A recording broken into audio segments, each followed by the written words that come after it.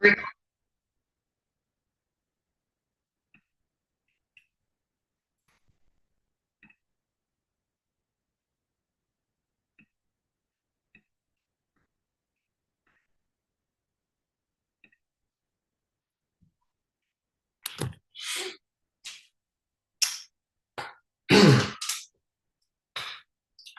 Hello, guys. My name is Javier. Today, we're going to be talking about developing leadership skills and using power as a student. I want you guys to imagine this. You're walking into the classroom the first day, knowing that you have the power to influence the course dynamics. Your interactions with professors and with your peers can have an impact on your own success in the classroom. As a student, you hold a certain type of power. How you use that power impacts your academic experience. Today, I'll discuss the types of powers and how I, as a student, um, have them, and how can I use that power to influence my communication with the professors and with my peers, and how I plan to use those powers to effectively build that connection with them, and how I plan to use leadership theories to develop my own leadership skills. First, I'd like to talk about the power I have as a student and how it shapes communications with my professors and my peers. And then I will share how I can apply leadership theories to grow my leadership skills. As a student, I have three main powers: legitimate power, expert power, and referent power. With the legitimate power, my role as a student gives me the authority to participate in class, ask questions, and engage with professors. Now, when we're talking about the expert power, having knowledge of certain subjects and skills gives me the ability to influence my peers or engage with professors in certain topics. With the third power, which is the referent power, it helps me build the relationship with my peers and professors based on respect and trust that enables me to connect with others effectively and potentially influence group projects. So let me give you an example. In a group project, I took on a leadership role because of my subject knowledge and positive relationship with team members, which led to a more collaborative and efficient project.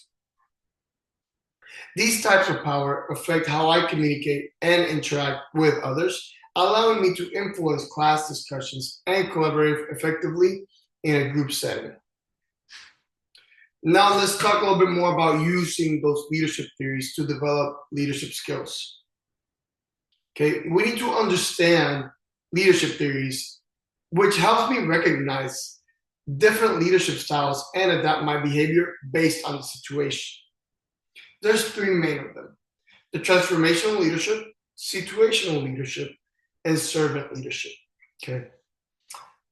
I like to think about transformational leadership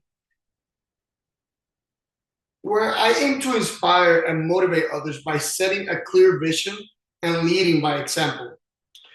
It's more focused on team development.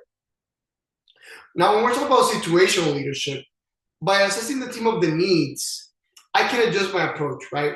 And whether I need to be more direct or more supportive based on the team's readiness and task complexity. When we're talking about servant leadership, it's more about emphasizing the well-being and growth of the team members. Um, in my opinion, that's crucial, and it helps foster a more collaborative and supportive environment.